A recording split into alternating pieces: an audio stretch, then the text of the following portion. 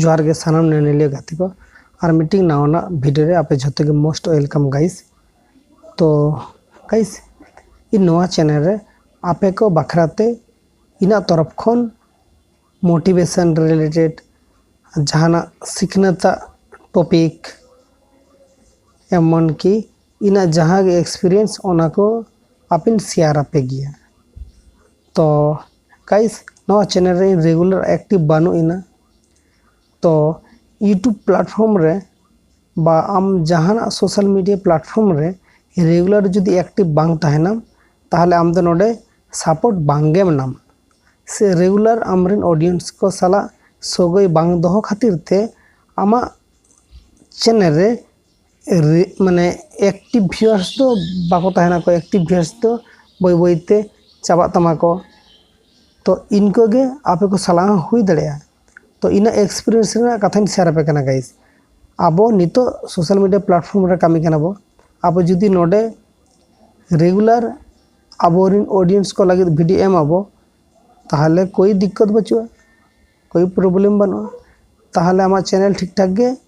YouTube बाडाय जे उनिया channel दे regular गे video हिजु कना माने आमा वीडियो को एटा हटे रिकमेंडेशन रे भेजाय से एटा हटे सजेशन है माने आमा वीडियो को एटा हटे सजेस्ट को जे आमा वीडियो आरो सामी मी हड़ जुदे वाचाय उनी खना आरो दूसरे हड़ पा सेकंड नंबर हड़ के भेजाया को ओने उनका के यूट्यूब प्लेटफॉर्म रे उनका के आम जुदी यूट्यूब रे वीडियो बांगे आड़ागा ताहले आमा वीडियो दो ओकय वाचाय से ओकय नेल तमाय तो रेगुलर यूट्यूब रे वीडियो कराम तबे तो आमा वीडियो को यूट्यूब के एटा हटन को लाय बांगा तो चिकते को लाय। तो गाइस उनका के तो आबो हो नो प्लेटफॉर्म रे सपोर्ट नामाबो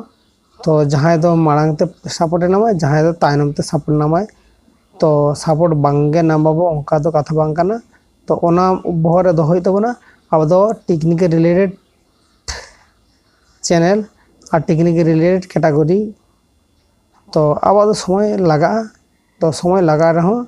नोडे धैर्य ताहे काते कामी हुई तबना। तो जतो गे मीटिंग कथा शेयर आपेया जे आपे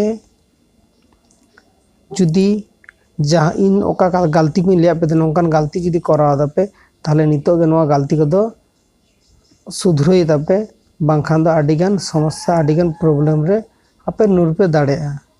तो गाइस ओनागे आपे ठेन मीटिंग रिक्वेस्ट तहना जे इन जहाँ तीनों गिन गलती कदा इन आपे को रेगुलर वीडियो बांगी नेम दाड़े का पेया एक्टिव बांग तहे दाड़े का दुन तो आपे नौका आलोपे करावा अब बांखान दो आपे चैनल हो माने डेड लका मीटिंग सिचुएशन रे तहना। तो ओना को कथा मेन करते के थेना वीडियो मुचे दिया तो नपा नेक्स्ट वीडियो रे बाकी थन पे नपाय थन पे जोहार के सनम नेने गाते को।